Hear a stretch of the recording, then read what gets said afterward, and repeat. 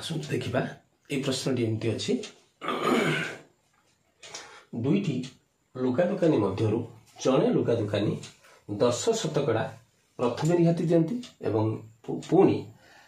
तापर जो दाम हेबे पुणी 10% रिहाती दियंती किंतु अन्य जनक बा अन्य जन लुगा दुकानी से प्रथम 15% और तापर 5% रिहाती दियंती। आपण जदि लुगा किनिबा पई जाइथांती ताले केउ दुकानी पाखर लुगा किनिले आपण बेसी लाभवान हेबे। आसन देखिबा ई भली जदि समस्या थिबो तबे आमे एही समस्याटी को समाधान करिवा को हेले आमे अवलंबन करिबा जे प्रथम दुकानी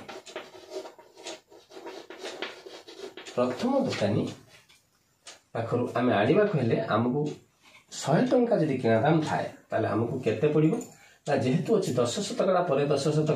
तबे आमे 10% अर्थ 100 फेडाण 10 बाई 100 गुणन पुणी 100 फेडाण 10 बाई 100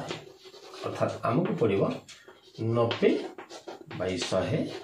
गुणन 90 बाई 100 अर्थात आम ये दुईटी शून्य काटिदेले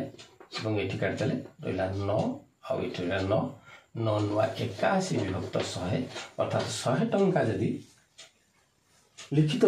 दाम थाए तबे से हमको प्रथम दुकान जनक 81 टंका दियंती तबे आम ये 19% रिहाती पाती किंतु द्वितीय दुकानी क्षेत्र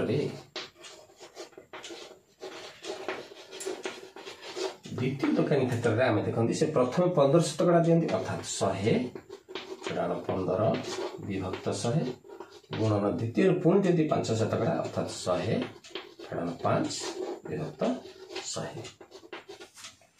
ये आम देखिले 89 विभक्त 100 गुणन ये गला 95 विभक्त 100 अर्थात आम पाइले 5 5 25 रु 5 गला 2 9 8 17 5 85 2 87 रु 7 87 रु 7 गला 8 9 टा 72 ये 8 80 टंका 75 पैसा बा 80.75 बाई केते 100 ताले आम ये लक्ष्य कले दि काटिदबा आम ताले एतिक आसीबो अर्थात आम ये पाइले 80 टंका 75 पैसा पाइले तेरे आम ये लक्ष्य कले तांकर जदि किना दाम जदि थाए केते बा तांकर लिखित दाम जदि 100 थाए तबे से हमको केते दउजंती 80 टंका 75 पैसा किंतु प्रथम दुकान जनक किना लिखित दाम जदि 100 थाए से हमको 81 टंका रे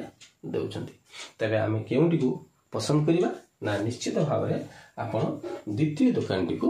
पसंद करेंगे द्वितीय दुकान लुगा किनिबा पई पसंद करेंगे आपण लाभवान निश्चित हेबे। धन्यवाद।